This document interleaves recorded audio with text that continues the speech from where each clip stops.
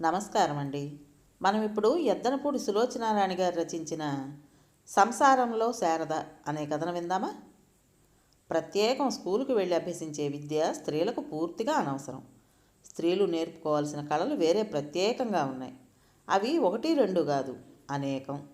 పురుషుడు తన స్వార్థంతో స్త్రీకి చదువొద్దు అనడం లేదు.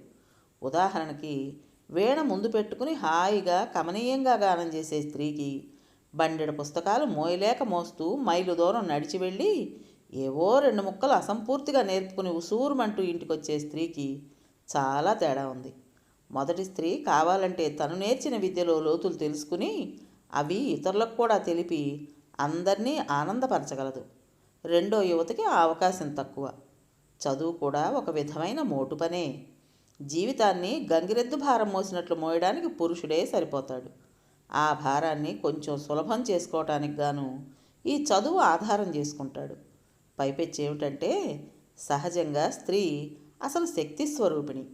పుట్టుకలోనే ఆమెలో కొన్ని శక్తులు ఉద్భవించి ఉంటాయి. దానికి తోడు ఈ అవకతవక. ఆ పైన చదవలేక శారద పత్రికను విసిరిపుచ్చుకుని గిరాటు కొట్టింది విసుగుతో. ఒక చెంపను స్త్రీలు సమస్త రంగాల్లో అభివృద్ధిలోకి వస్తున్నా ఈ పాత పురాణం వినిపిస్తూనే ఉంది. అవును మరి, యుగ యుగాల నుంచి నరాల్లో జీర్ణించుకుపోయిన బూజు పట్టిన భావం ఒక్కసారి పోతుందా? ఇంతకీ ఈ వ్యాసం వ్రాసిన రచయిత యువకుడా వృద్ధుడా అన్న అనుమానంతో శారద వంగి పత్రిక తీసి పేరు చూసింది. రచయిత అసలు పేరు లేదు. ఏవో పొడక్షరాలు ఆడపిల్ల పేరును సూచించేటట్లుగా ఉన్నాయి. ఇప్పటి మగవాళ్ళకి ఇదో ఫ్యాషన్ అయిపోయింది. పేరు ఆడపిల్లదైనా వ్యాసం వ్రాసింది మగవాడేనన్న సంగతి స్పష్టంగానే తెలుస్తోంది. శారద దృష్టి ఒక వాక్యం మీద పడింది. పత్రికను మళ్ళీ టేబుల్ మీద పడేసింది. వ్యాస రచయితకి ఏమీ బొత్తిగా పని పాట లేదల్లే ఉంది. తీరుబడిగా కూర్చుని పాప స్త్రీల మీద మొదలుపెట్టాడు. బహుశా అతనికి బయట ప్రపంచంలో ఏం జరుగుతుందో తెలియదు కాబోలు. ఏదో ఒక మారుమూల ఒక గుహలా చీకటి గదిలో కూర్చుని సిగరెట్ మీద సిగరెట్ కాల్చుకుంటూ ఏం తోచక మొదలుపెట్టుంటాడు. తన గది తప్ప అతనికి మరో ప్రపంచం తెలియదు కాబోలు. ఒకవేళ తెలిసిన ఊహాలోకంలో విహరించే వ్యక్తి సహజంగా ఎలా అర్థం చేసుకోగలుగుతాడు? బయట ప్రపంచంలో మామూలుగా తిరుగుతూ నేటి సమాజంలో స్త్రీ స్థానాన్ని గుర్తించగలిగిన వాడైతే ఈ విధంగా వ్రాయడానికి సాహసించి ఉండేవాడు కాదు. ఏమీ తోచని శారద వ్యాసం వ్రాసిన రచయితను తన ఊహలో చిత్రించుకుని చూడటం మొదలుపెట్టింది. చదువుకున్న స్త్రీ కంటే వీణ వాయిస్తున్న స్త్రీ అందంగా కనిపించింది కాబోలు మహానుభావుడికి. కవిగా బాహ్య సౌందర్యం చూడగలిగాడు కానీ ఆత్మ సౌందర్యం అక్కర్లేకపోయింది కాబోలు. బద్ధకంగా ఆవలించి ఒళ్ళు గట్టిగా విరుచుకుని సోఫాలో వెనక్కు జారగలబడింది శారద. ఏమీ తోచటం లేదు. తను బిఏ పాస్ అయింది. ఎంఏ చదువుతానంటే అత్తయ్య వద్దంది.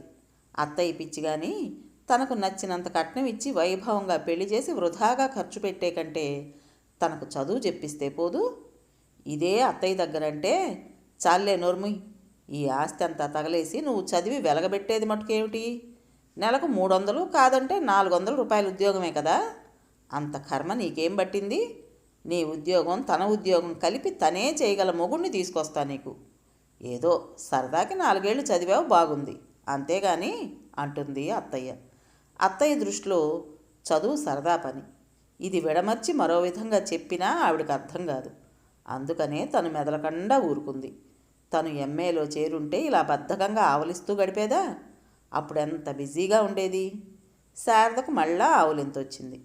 ఈసారి ఆవులింతకు కళ్ళల్లో నీళ్లు కమ్మినాయి. లేచి బద్ధకంగా చీర అంచుతో కళ్ళు తుడుచుకుని వచ్చి కిటికీ వద్ద నిలబడి వీధిలో వచ్చేపోయే జనాన్ని చూడసాగింది. 4 దాటినట్లుంది. సూర్యుడు ఆవులిస్తూ పశ్చిమానికి దిగటం ప్రారంభిస్తున్నాడు. స్కూల్ నుంచి పిల్లలు నెమ్మదిగా ఇంటికి వస్తున్నారు. వాళ్ళ అలసటంతా వాళ్ళ మొహాల్లోనే కనిపిస్తోంది. వాళ్ళకి ఈరోజు ఏ విధంగా గడపాలా అన్న చింతే ఉండదు. తనలాగే ప్రకృతి కూడా బద్ధకంగా ఏమీ తోచక విసుక్కుంటున్నట్లుగా కనిపించింది శారదకి. తిరిగొచ్చి సోఫాలో కూలబడింది. ఉన్న పళంగా ఈ పట్టున ఈ మేడ కూలిపోతే ఏమవుతుంది?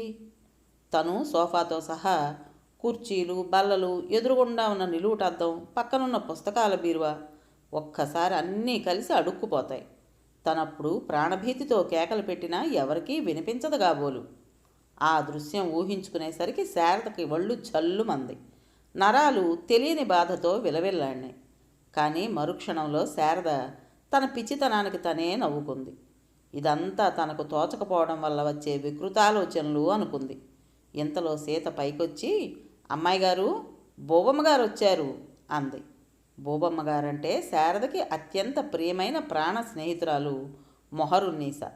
ఆ ముస్లిం పేరు నోరు తిరగక సీత క్లుప్తంగా తన భాషలో బోబమ్మ అంటుంది. శారద బద్ధకమంతా క్షణంలో వదిలిపోయింది. లేచి క్రిందకి రాబోతుండగా ఇంతలో మొహరున్నీసాయే పైకొచ్చింది. ఎదురొచ్చిన శారద స్నేహితురాలి చేతుల్లో తన చేతులు కలిపి తన్మయత్వంగా మొహంలోకి చూస్తూ, అబ్బా, ఇవాళెంత బాగున్నావు! మా హిందూ యువకులు ఎవరైనా చూస్తే నువ్వు కూడా మా వాళ్ళ అమ్మాయివేననుకుని అమాంతం ప్రేమిస్తారు కూడాను. నిజంగా మొహర్, ఇవాళ మరీను అచ్చు మా హిందువులమ్మాయిలానే ఉన్నావు అంది. మొహరున్నీసా ఎప్పుడు శారద వాళ్ళ ఇంటికి వచ్చినా హిందువుల పద్ధతిలోనే డ్రెస్ చేసుకుని వస్తుంది. అందుకే శారద వాళ్ళ ఇంట్లో వారికి తెలియకుండానే మొహరుకు చనువిచ్చారు. శారద మేనత్తే పంకజమ్మ అప్పుడప్పుడు మొహర్ని చూసి ఇలా అంటూ ఉంటుంది, చూడొదినా, మొహర్ అసలు న్యాయంగా మనవాళ్లలో పుట్టవలసిన పిల్ల సుమా. దేవుడు ఏదో పరధ్యాసగా ముస్లిం పిల్లగా పుట్టించాడు కానీ అంటుంది. ఆవిడ దేవుడు పరధ్యాసకు చాలాసార్లు విచారించడం కూడా కద్దు.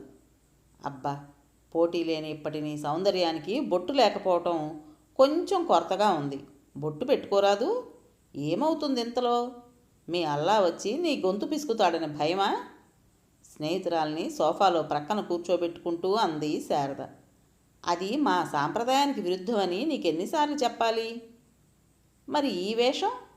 శారద ఎదురు ప్రశ్న వేసింది. డ్రెస్ చేసుకోవడం అనేది నేను ఒక కళగా భావిస్తాను. బొట్టు పెట్టుకోవడం అనేది కూడా ఒక కళేనన్న అభిప్రాయం నాలో నాటుకున్నప్పుడు తప్పకుండా అలాగే పెట్టుకుంటాను. సరేనా అని జవాబిచ్చింది మొహర్. శారదకు మరో ప్రశ్న వేయడానికి అవకాశం దొరకలేదు. మాట్లాడకుండా చూస్తున్న శారదతో, ఏ అలా ఉన్నావే, నిద్రపోయి లేచావేమిటి అంది ప్రసంగం మారుస్తూ. అదే, లేచి చాలాసేపయింది, ఏం తోచడం లేదు అంది శారద తనకున్న బద్ధకమంతా కంఠస్వరంలో చూపిస్తూ. ఎందుకు ఉదయం మా ఇంటికి కబురు పంపావు? ఊరికినే. నువ్వు మా ఇంటికి వచ్చి 15 రోజులైంది. నువ్వు మా ఇంటికొచ్చి? ఎదురు ప్రశ్న వేసింది మొహర్. నన్ను చూడకపోతే నువ్వు ఉండగలవు, నిన్ను చూడకపోతే నేను ఉండలేను అంది నవ్వుతూ శారద. సర్లే, నేర్చావు బాగా మాటలు. ఇంతకీ ఎందుకు కబురు పంపావో చెప్పనే లేదు. మొహర్ సూటిగా శారద కళ్ళల్లోకి చూసింది. ప్రశ్న తాలూకు ఛాయలు ఎక్కడైనా లేలగానన్నా కనిపిస్తాయేమోనని. శారద కూడా మొహర్ కళ్ళల్లోకి చూసింది. ఇద్దరూ ఒకళ్ళ కళ్ళల్లోకి ఒకరు సూటిగా చూసుకుని ఒక్కసారి పక్కుమని నవ్వుకున్నారు. ఏదో హుషారైన విషయమే అనుకుంది మొహర్. నీతో కొంచెం పనుంది, అందుకని అది చెప్దామని పిలిచాను. ఏమిటా పని? నవ్వుతున్న శారద కళ్ళల్లోకి సందేహంగా చూస్తూ అంది మొహర్. ఊహించు మరి. శారద కళ్ళు చిలిపిగా నవ్వాయి. బేగం గారికి రాజాసౌబ్ కాదు కదా? మొహర్ అప్రయత్నంగా అంది. శారద నవ్వి మొహర్ బుగ్గ మీద చిన్న దెబ్బ కొట్టి లేచి వెళ్ళి అద్దంలో తన ప్రతిబింబాన్ని చూసుకుంటూ, అవును మొహర్, అందులో నీ పరీక్షకు నిలవగలిగి అందులో మంచి మార్కులు తెచ్చుకుంటేనే. ఆ తర్వాత మాటలు అనకుండా శారద చక్రాల్లాంటి తన కళ్ళని వయ్యారంగా తిప్పింది. వివరాలు? మొహరు ప్రశ్న వేసింది. వివరాలకు కేర్ ఆఫ్ పంకజమ్మ గారు. సర్లే కానీ పరీక్ష అంటున్నావు. నాకు పరీక్ష గిరీక్ష ఏం తెలియదు బాబు. తర్వాత ఏదైనా అయితే నన్ను వేపుకు తింటావు అంది మొహరు బుద్ధిమంతురాల్లాగా వచ్చే నవ్వును పెదవులు బెగిరించి ఆపుకుంటూ. శారదా, మీ నాన్నగారు పిలుస్తున్నారే. క్రింద నుంచి తల్లికేక వినిపించింది. ఇద్దరూ కలిసి క్రిందకు దిగి వచ్చారు. పడక కుర్చీలో శారద తండ్రి పడుకుని చుట్ట కాల్చుకుంటున్నారు. ఆయనకు కుడి చేతి పక్కన ఉన్న సోఫాలో శారద మొహర్ కూర్చున్నారు. ఏమ్మా మొహర్, నీకింకా కబురు పంపిద్దాం అనుకుంటున్నాను. గురువారం నాడు శారదను చూడటానికి వస్తారు. ఆ రోజు నువ్వు ఇక్కడే ఉండాలి. కావాలంటే మీ పెదనాన్నకు కబురు పంపుతాను అన్నారు. మొహర్ తండ్రి చిన్నప్పుడే చనిపోవడంతో పెదతండ్రి దగ్గర పెరుగుతోంది. మొహరున్నీసాకు శారద తండ్రి దగ్గర బాగా చనువు ఉంది. వినయభూషణ అయిన మొహర్ని చూస్తే ఆయనకు వల్లమాలిన ఆపేక్ష. ఏ ఊరు నుంచండి? ఏం చదివాడు? వివరాలు తెలుసుకోవాలనే ఆసక్తితో అడిగింది మొహర్. ఇంతలో పంకజమ్మ గారు ఎందుకో ఆ హాల్లోకి వచ్చింది. ఆవిడ లేనిదే ఆ ఇంట్లో ఏ సంభాషణ ఏ పని జరగదు. ఇది మొహర్కు కూడా తెలుసు. రెండత్తయ్యా అని పిలిచింది. పంకజమ్మ గారు లోపల వైపుకు చూసి, ఇదిగో వదినా, మన మొహర్ కూడా వచ్చింది, కాఫీ పంపవమ్మా అని తను వచ్చి శారద పక్కన కూర్చుంది. అమ్మాయి పిల్లవాడిని గురించి అడుగుతోంది అన్నారు శారద తండ్రి. అంత చెల్లెలకి తప్ప తనకి ఏమీ తెలియనట్టు. కారణం, పెళ్ళికొడుకు పంకజమ్మ గారికి అత్తగారి వైపు దూర బంధువు. కుర్రాణ్ణి గురించి ఏముంది, ఎంఏ కాబోలు పాస్ అయ్యాడు. తల్లి తండ్రి ఎవరూ లేరు. చిన్నప్పటి నుంచి మేనత్తే పెంచుతోంది. ఆ మేనత్తకు కూడా ఎవరూ లేరు కాబట్టి ఆవిడ తదనంతరం ఆ ఆస్తి అంతా ఈ కుర్రవాడికే వస్తుంది. తెలివితేటల మాట ఎలా ఉన్నా కుర్రాడు మంచి రూపసి. వాళ్ళు మా మామగారికి దగ్గర చుట్టాలు. ఈ పెళ్లితో మళ్ళా ఏదో కాస్త సంబంధం అన్నా కలుస్తుందేమోనని ఆశిస్తున్నాను. అది కాకుండా పిల్లవాడేమో కథలు అవి కూడా వ్రాస్తాడని విన్నాను అంది పంకజమ్మ వంచుకు ఉన్న మేనగోడలి మొహం చూస్తూ. అయితే జోడీ సమానంగా ఉంటుందిలేండి అంది మొహర్ నవ్వుతూ.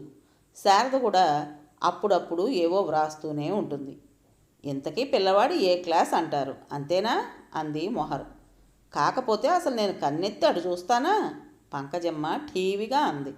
ఇంతలో శారద తల్లి కాఫీలు పంపించింది. ఆ రాత్రి చాలా ప్రొద్దుపోయే వరకు మొహరు నిసా ఇక్కడే ఉండిపోయింది. స్నేహితురాండ్రిద్దరూ పెళ్ళికొడుకుని ఏ విధంగా పరీక్ష చేయాల్సింది నిర్ణయించుకుని రిహార్సల్స్ చేసుకున్నారు. అనుకున్న రోజుకు పెళ్లివారు రానే వచ్చారు. పెళ్లివారంటే ఎవరో కాదు, స్వయంగా పెళ్లి కుమారుడు, సాక్షాత్తు అతని మేనత్త. ఎరిగొన్న సంబంధమే కావటం వల్ల మధ్యవర్తుల ప్రసంగమే లేదు. ముందు వధూవరుల మాట ఏ విధంగా ఉన్నా పిల్లాడి మేనత్త పిల్ల మేనత్త ఎందులోనూ తీసిపోనట్లు సమఉజ్జీలుగా ఉన్నారు. శారద తల్లి ఎందులోనూ ఏమీ కల్పించుకోవడం ఆమెకు అలవాట్లేదు. ఆడబడుచు చెప్పిన పనిని మౌనంగా నిర్వర్తించడం ఆవిడ కొత్తగా కాపురానికి వచ్చినప్పుడే అభ్యాసం చేసుకుంది. ఆవిడ ప్రస్తుత ఉద్దేశం ఏదో విధంగా శారదను సలక్షణంగా అత్తవారింటికి పంపటమే. మా వాడికి ఎంఏలో క్లాస్ వచ్చింది, అదేదో ఫస్ట్ కూడా వచ్చాట, మెడల్ కూడా ఇచ్చారు అంది పిల్లాడి మేనత్త. మా అమ్మాయి బిఏలో క్లాస్ తెచ్చుకుంది, ఎంఏ చదవాలని ఉబలాట పడింది కానీ మేమే వద్దని మాన్పించేశాం. అదీ కాకుండా మా శారద కథలు వ్యాసాలు కూడా వ్రాస్తుంది అంది పంకజమ్మ గారు పెళ్లి కుమారుని కంటే తన కోడలు మరో ఆకు ఎక్కువే చదివిందని నిరూపిస్తూ. పెళ్లి కూతురు కథలు వ్రాస్తుందనేసరికి పెళ్లి కొడుకు తలెత్తి చూడబోయాడు కానీ పక్కనున్న మొహర్ తనని తీవ్రంగా పరీక్ష చేస్తుండడం మూలాన ఎత్తిన కళ్ళు సగంలోనే దించేసుకున్నాడు. ఇదంతా ఆడవాళ్ల వ్యవహారం కావటం వల్ల శారద తండ్రి పెళ్లి కొడుకుతోనే ఏవో 2-3 మాటలు మాట్లాడి ఊరుకున్నాడు. మాకు పిల్ల నచ్చిందండి, ఇంకా పై వ్యవహారాలు మాట్లాడుకుంటే నయం, పొద్దుపోతోంది, మళ్ళా మేము ట్రైన్కి అందుకోవాలి అంది పిల్లాడి మేనత్త. అలాగే, పిల్లవాడి విషయంలో మాకు ఏ అభ్యంతరం లేదు అంటూ ఆవిడ అన్నగారి వంక చూసింది. ఆ మానవమూర్తి గంగిగోవులాగా అంగీకారంగా తలాడించి తన అభిప్రాయం తెలిపాడు. శారద నెత్తిన పిడుగు పడ్డట్టయింది, మొహరు గొంతులో పచ్చివెలక్కాయ పడ్డట్టయింది. ఇద్దరూ వేసుకున్న ప్లాన్ అంతా పంకజమ్మ సర్వనాశనం చేసింది. శారద మొహర్ ఒకళ్ళ కళ్ళల్లోకొకళ్ళు నిస్సహాయంగా చూసుకోవటం పెళ్ళికొడుకు దృష్టిని దాటిపోలేదు. మొహర్ తన మేనల్లుడిని పరీక్షగా చూడటం గమనించి అతని మేనత్త పంకజమ్మతో, ఈ పిల్ల ఎవరు, మొహాన బొట్టు లేదే అంది. ఇవాళ మొహర్ అలంకరణ మరీ ఇదిగా ఉంది. శారదది మైసూర్ క్రేప్ సిల్కు చీర, లేత నీలం నల్లని బార్డర్ గలద కట్టుకుని తెలుపు సిల్కు జాకెట్ వేసుకుంది. శారద బలవంతం మీద మొహర్ ఆ విధంగా తయారు కావాల్సి వచ్చింది. మొహర్ని అలా అడగటంతోనే పంకజమ్మ గారికి ఏం చెప్పాలో తెలియలేదు. ఈ పిల్ల ముస్లిం పిల్ల అని చెప్పడానికి సంకోచించింది. నిజంగా ఆ వేళ మొహర్ ప్రవర్తన వాళ్ళింట్లో పిల్లకి మళ్ళీనే ఉంది.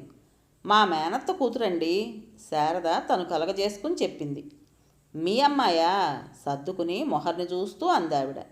పంకజమ్మ గారు ఉరివినట్లుగా ఒక్కసారి శారద కళ్ళల్లోకి చూసి మళ్ళా వెంటనే సర్దుకుని, అబ్బే మా చెల్లెలి కూతురండి, తల్లి పోతే 4 రోజులు ఉంచుకుని పంపిద్దామనుకుని తీసుకొచ్చాం, మరి బొట్టు లేదే మొహాన.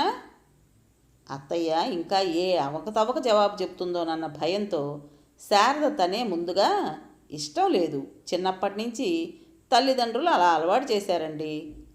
మొహరున్నీసా మనసు చివుక్కుమంది. తన తల్లి సలక్షణంగా ఇంటి వద్దుంటే తనకిదేం కర్మ? అందుకనే ఎవరి హద్దులు వాళ్ళు దాటకూడదు అంటారు. పోనీ తన చెల్లెల కూతురని చెప్పి ఊరుకోకూడదు.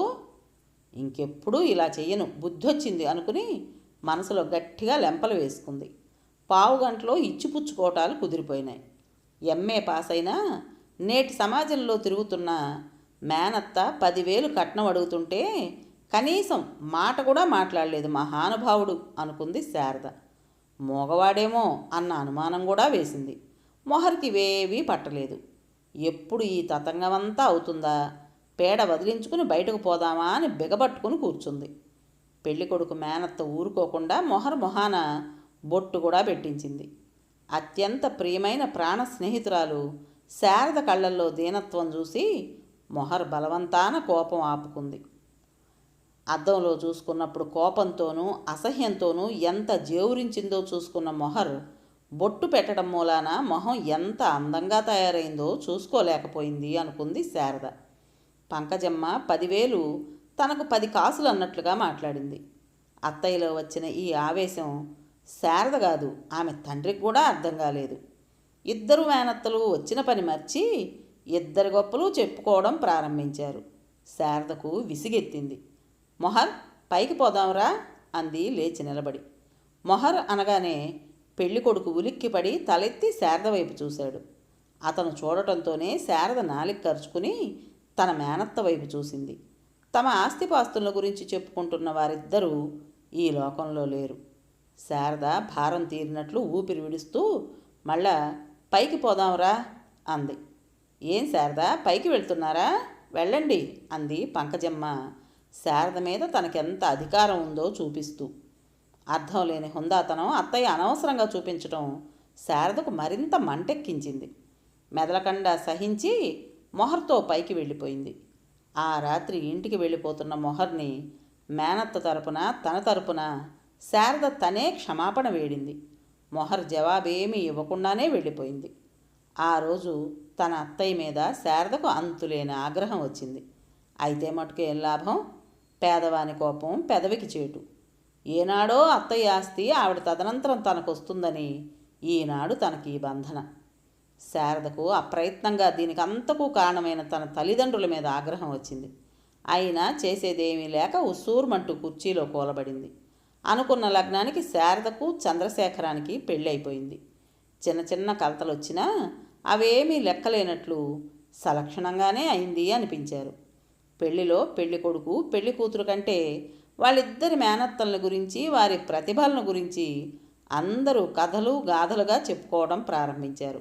ఇద్దరి గొప్పల ఫలితంగా ముఖ్యంగా శారదకు చంద్రశేఖరానికి తమ మేనత్తల తదనంతరం ఏనాడో రావాల్సిన ఆస్తులు పెళ్లిపీటల మీదనే వచ్చాయి.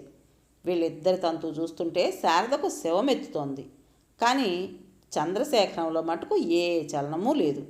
అందరితో పాటు అతను తమాషా చూస్తున్నట్లుగా ఊరుకున్నాడు. విడిదిలో బంతులాట అంది శేఖరం మేనత్త. ఇదేం కర్మరా బాబు, తనెంత ఆదర్శప్రాయంగా నాగరికతగా చేసుకోవాలని ఉబలాట పడిందో అంత పురాతన పద్ధతుల్లోకి దింపుతున్నారు అనుకుంది శారద.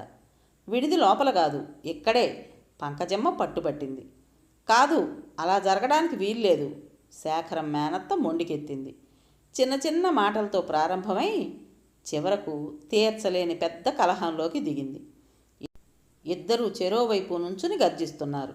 వారి దగ్గరకు వెళ్ళి నచ్చజెప్పే దమ్ము వచ్చిన చుట్టాల్లో ఎవరికీ లేదు. మా ఇష్టం వచ్చినట్లుగా చేయకపోతే పిల్లను వదిలేసిపోతాం, అంతటితో రోగం వదులుతుంది. శేఖరం మేనత్త ఆఖరి అస్త్రం తీసి ప్రయోగించింది. ఈ అస్త్రంతో పంకజమ్మ కాళ్ళబేరానికి వస్తుందని ఆవిడ అభిప్రాయపడింది.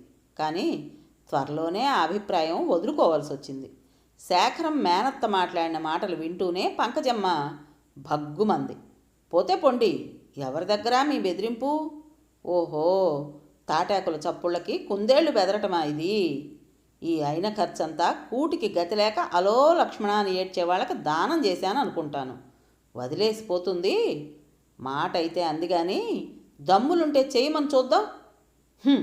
ఈ పంకజమ్మ తడాక తెలియదు కాబోలు. పెళ్లి పందిట్లో నిలబడి పంకజమ్మ ఆడపులిలా గర్జించింది. ఎవరూ ఎటూ చెప్పలేకపోయారు. ఎక్కడి వాళ్ళు అక్కడ నిలబడి గుంపులు గుంపులుగా చేరి గుసగుసలాడుకుంటున్నారు. కొంతమంది ఇరుప్రక్కల బలం సమానంగా ఉంది కాబట్టి ఫలితం ఏమవుతుందా అని చోద్యం చూస్తున్నారు. చివరకు శారద తల్లి ఆడపడుచు దగ్గరకు వెళ్ళి, ఇంత చిన్న విషయం కోసం తగాదా వద్దొదినా, పోనీ మనం ఆడపిల్లవాళ్ళం, కొంచెం అణిగుంటే మటుకేమి, నువ్వు రవంత పట్టు సడలించుకోకపోతే ఎలా అంది కళ్ళనీళ్లు పెట్టుకుంటూ. చిన్న విషయమా? ఇది నీకు చిన్న విషయంగా కనిపిస్తోందా? ఆడపిల్లవాళ్ళమైనంత మాత్రాన ఎందుకు లొంగాలి? ఏ తీపరమా? అడిగినంత కట్నం మారు మాట్లాడకుండా ఇచ్చామే, లాంఛనాలు ముచ్చట్లు తీర్చాము, ఆ వర్షం చూస్తే వాళ్లే మనకు లొంగాలి. ఈనాడు మనం లొంగితే లొంగినట్లేనా, రేపు దాన్ని వేపుకు తినరు? ఏ ఆ మాత్రం బుద్ధుండక్కర్లా? చూస్తానేం చేస్తారో, నువ్వు మాట్లాడకు. అంతెత్తున ఎగిరిపడిన పంకజమ్మను చూసి శారద తల్లి హడలిపోయింది. ఇహ లాభం లేదని భర్త దగ్గరకు వెళ్ళి, పిల్లను పంపే మార్గం చూడండి అని మొరబెట్టుకుంది. ఆ మార్గం నాకంటే చెల్లాయికే బాగా తెలుసు అన్నాడు అతను, రాలిన చుట్టను క్రింద దులుపుతూ.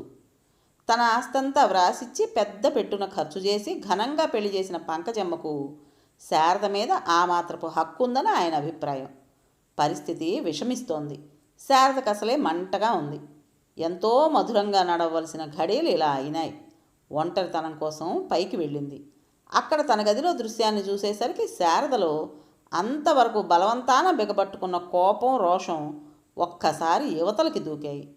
తను నూతన వధువునన్న సంగతి కూడా మర్చిపోయి అక్కడ గదిలో తాపీగా పడకుర్చీలో పడుకుని చదువుకుంటున్న చంద్రాన్ని చూసి మండిపడుతూ, క్రింద జరుగుతున్న బొమ్మలాట ఎవరిని గురించి అనుకుంటున్నారు? మనిద్దరిని బొమ్మలుగా చేసి వాళ్ళు ఇలా కొట్లాడుకుంటుంటే ఇక్కడ మీరు హాయిగా పుస్తకం చదువుకుంటున్నారా? మీరు మగవారు కాదు? మీలో పౌరుషం లేదు? శారద కోపంలో ఉచితానుచితాలు మర్చిపోయి మాట్లాడేసింది. ఈ ఉరుముల్లేని హఠాత్ పిడుగుల్ని చూసి మొదట చంద్రం తెల్లబోయాడు. తక్షణం మూర్తీభవించిన ఆగ్రహమూర్తిలా తన ఎదుట నిలబడిన శారద కళ్ళల్లోకి చూసి లేచి క్రిందకు దిగి వచ్చేశాడు. ఫలితంగా అసలు బంతులాట అనే కార్యక్రమం ఎత్తివేయబడింది. ఈ విధంగా చిన్న చిన్న కలతలతో శారద పెళ్ళి అయింది అనిపించారు. సలక్షణంగానే శారద కాపురానికి వచ్చింది. ఒంటరి కాపురం పెట్టడానికి సిద్ధపడుతున్న చంద్రానితో మనం ఒక్కళ్ళము ఉండగలమా? నేను సంసారం సరిగ్గా నిర్వహించుకోగలనో లేదో, మా అత్తయ్యన్నా మీ అత్తయ్యన్నా కొన్నాళ్ల పాటు మన దగ్గర ఉంటే బాగుండదు? భయపడుతున్నట్లుగా ప్రశ్నించింది శారద. జీవితాంతం మనల్ని కనిపెట్టుకుని ఉండరుగా అన్నాడు చంద్ర నవ్వుతూ. ఏమో బాబు, నాకు మటుకు చాలా భయంగా ఉంది. ఏ కాలేజీల్లో స్టేజి ఎక్కి ఫోజు పెట్టి ఉపన్యాసాలు ఇచ్చినట్లు లేదా? చంద్రం సగం హేళనగా సగం వెక్కిరింతగా అన్నాడు. శారద కోపంగా భర్త ముఖంలోకి చూసింది. చంద్రం మాటే చెల్లింది. ఇద్దరూ ఒంటరి కాపురం ప్రారంభించారు. సంసార విషయాల్లో బాధ్యతంతా శారదదే. చంద్రాన్ని ఏదడిగినా చెప్పడు సరిగదా, కనీసం సలహా కూడా ఇవ్వకపోగా వెక్కిరింతగా మాట్లాడతాడు. ఆడవాళ్ళంటే అతనికి ఓ విధమైన చులకన భావం ఉందని శారద త్వరలోనే ఆకలింపు చేసుకోగలిగింది. శారదను తానెంతగా ప్రేమించినా లాలించినా హద్దులు దాటి ఏమాత్రమూ రానివ్వడం లేదు. శారదతో ఒక్కనాడైనా నువ్వు హృదయ దేవతవని కానీ, నా జీవితం నీకు నివేదనగా సమర్పించుకుంటానని కానీ అసలు ఆ విధమైన మాటలే మాట్లాడు. ఒక్క శారద అన్న పిలుపులోనే తనకున్న ఆత్మీయతనంతా గుమ్మరించి మిగతా మాటల్లో అయిపోయినట్టుగా మాట్లాడేవాడు. పోనీ ఆ పిలుపులో సగం తగ్గించి ఇతర వాటిల్లో ఆ మిగిలిన భావం చూపిస్తే బాగుండును అనుకునేది శారద. చదువు సంస్కారం పుష్కలంగా ఉన్న ఈ యువకమూర్తిలో ఈ బలహీనత ఎక్కడిది అనిపించేది శారదకి. తన పట్ల భర్త ప్రవర్తనకి కోప్పడలేదు. తనని అధికంగా చూడలేదని అభిమానపడలేదు. ఏ కారణాల వల్లనో కలిగిన దురభిప్రాయాన్ని చంద్రం నుంచి తొలగించుకోవాలని నిశ్చయించుకుంది. చంద్రం ఏదన్నా హేళనగా వెక్కిరింతగా స్త్రీజాతి పట్ల మాట్లాడినప్పుడు ఎదురు జవాబు చెప్పి అతన్ని తిరస్కరించాలని శారద మనసు ఆవేశపడేది. కానీ దానివల్ల లాభం లేదు సరిగదా. అతనిలో అంతకు ముందున్న భావాలు మరింత బలపడతాయి అన్న భావంతో చిరునవ్వుతో చంద్రం విసిరే బాణాల్ని మౌనంగా తీసుకునేది. వాటి వల్ల తగిలిన గాయాలను కూడా ఏనాడు శారద చంద్రానికి చూపలేదు. ఒకరోజున శారద భర్తని ఇలా అడిగింది. ఏమండి, ఆ రోజు నేను అలా మాట్లాడితే మీరేమనుకున్నారు? ఏ రోజు? ప్రశ్నార్థకంగా మొహం పెట్టి అన్నాడు చంద్రం.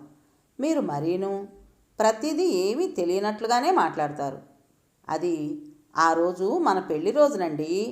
మీరు పడుకుంటే నేను పైకి రాలా? తర్వాత శారద చెప్పలేకపోయింది. ఓ అదే, నేను అప్పుడే మర్చిపోయా ఆ సంగతి తేలిగ్గా అనేశాడు చంద్రం. శారద అతని నిర్లక్ష్యానికి చిన్నబుచ్చుకుని, ఏమైనా ఆ రోజున మొహర్ చాలా బాధపడిందండి పాపం. అదేమిటి? అది మరో ప్రకరణంలోని సమాచారమా? మీరు భలేగా మాట్లాడతారండి. అయితే త్వరగా ఏదైనా ప్రైజ్ ఇవ్వు. మీకిచ్చేందుకు నా దగ్గర ఏముందండి? శారద ఏదో అనబోయింది.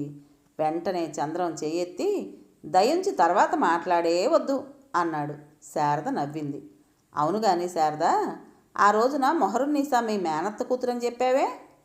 మిమ్మల్ని ఏడిపించాలని కసిగా అంది శారద. అవును మరి, ఎవరేడ్చారో చివరికి? చంద్రం నవ్వుతూ అన్నాడు. పోనీ గాని అది వదిలేసి ఇది చెప్పండి.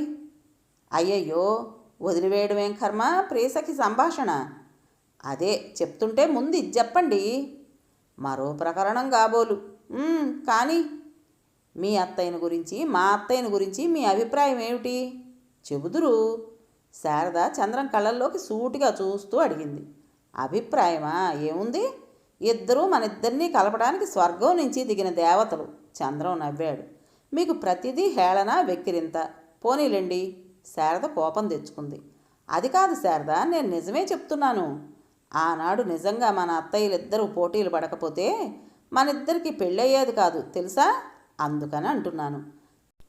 నిజంగా వాళ్ళిద్దరిలో ఆ డంబాలు, ఆ పటాటోపం గనక భగవంతుడు ఆ సమయంలో పెట్టకపోయినట్లయితే నీ సుందర ముఖార విందం ఈ పాటికి ఎవరి దగ్గర ఉండేదో. సరే గాని సాయంత్రం తొందరగా వస్తాను. నేను వచ్చేసరికి రెడీగా ఉండు, సినిమాకు పోదాం. మరో మాటకు అవకాశం ఇవ్వకుండా చంద్రం వెళ్ళిపోయాడు. శారదకు హృదయకుహరం నుంచి పెద్ద నిట్టూర్పు గుండెల్ని చీల్చుకుంటూ బయటకొచ్చింది. ప్రస్తుతం ఇంట్లో చేసే పని ఏమీ లేదు. మళ్ళా ఒంటరి జీవితపు బాధ బయలుదేరింది. ఏమీ తోచటం లేదు. ఏమీ తోచకపోవటం అనేది కూడా ఒక జబ్బే అనిపించింది. పక్కనున్న కుర్చీలో కూలబడింది. తనకు చంద్రానికి జరిగిన సంభాషణ ఒకసారి తిరిగి నెమరు వేసుకుంది. ఇదివరకు కంటే ఇప్పుడు చంద్రంలో కొంచెం మార్పు కనిపిస్తోంది. సంసార విషయంలో తనకేదైనా తెలియక బాధపడుతుంటే ఇదివరకులాగా నవ్వి వెళ్ళిపోవడం లేదు. నిలబడి తనకు సలహా ఇచ్చి ధైర్యాన్ని ఇస్తున్నాడు. ఈ విషయం శారదకు మనోబలాన్ని కలిగింపజేసింది. కాస్త కదలిక అనేది కలిగితే ఎంత మార్పైనా తీసుకురావచ్చు. శారద మనసు కాసేపు అటెగిరి ఇటెగిరి మళ్ళీ వచ్చి ఒంటరితనం మీద వాలింది. మనసులో ఈ బాధపడుతుంటే 10 మందిలో ఉన్నా ఎక్కడో నిర్జనారణ్యంలో ఉన్నట్లే అనిపిస్తుంది. శారద లేచి ఇల్లంతా సర్దడం మొదలుపెట్టింది. సర్దడం పూర్తయిన తర్వాత రేడియో పెట్టి చూసింది. ఏదైనా సరే విందాము అనే సంకల్పంతో. అందులోనూ శారదకు నిరాశే ఎదురైంది. అన్ని స్టేషన్లు మూసి ఉన్నాయి. విసుగ్గా రేడియో మూసేసి డ్రాయర్ తెరిచింది. అందులో ఏవో పత్రికలు కనిపించాయి. ఒక పత్రికను తీసుకుని వచ్చి కుర్చీలో కూలబడింది. తీరా చూస్తే ముఖచిత్రం కొత్తదిగా ఉన్నట్లు కనిపించింది కానీ అది శారద చదివిన పత్రికే. శారద దృష్టి హఠాత్తుగా ఒక వ్యాసం మీద పడింది. స్మృతి పథంలో ఒకసారి వెనక్కు తిరిగి చూసుకుంది. సరిగ్గా ఆ రోజు ఇలాగే తనేమీ తోచక బాధపడింది. ఆ రోజే ఈ వ్యాసం చదివింది. అప్పుడే మొహరు కూడా వచ్చింది.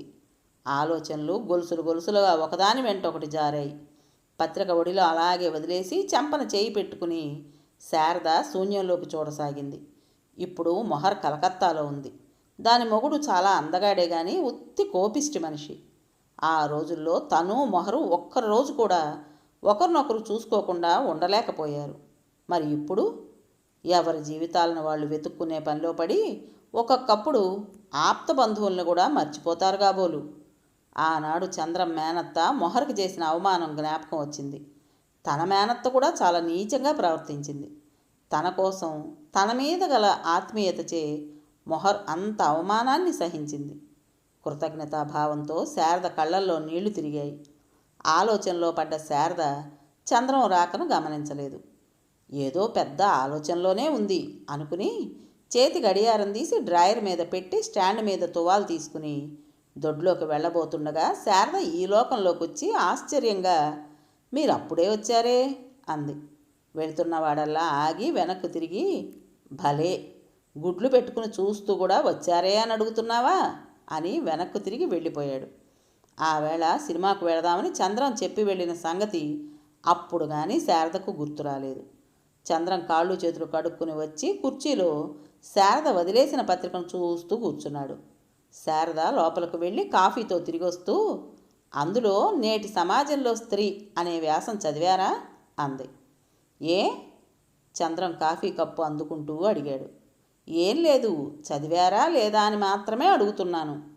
చేతిలోని ఫ్లాస్కు టేబుల్ మీద పెట్టడానికి వెళుతూ అంది. ఆ క్రింద నుంచి పైకి ఒకటేలా ఉండి చివర మెలికలు తిరిగున్న శారద జడను చూస్తూ అన్నాడు చంద్రం. ఎలా ఉంది? బాగానే ఉంది. కాఫీ కప్పు పెదవులకు తాకించుకుంటూ అన్నాడు. అవునులేండి, మీరు మాత్రం మగవారు కాదు, జాతిపక్షపాతం పోనిస్తారా?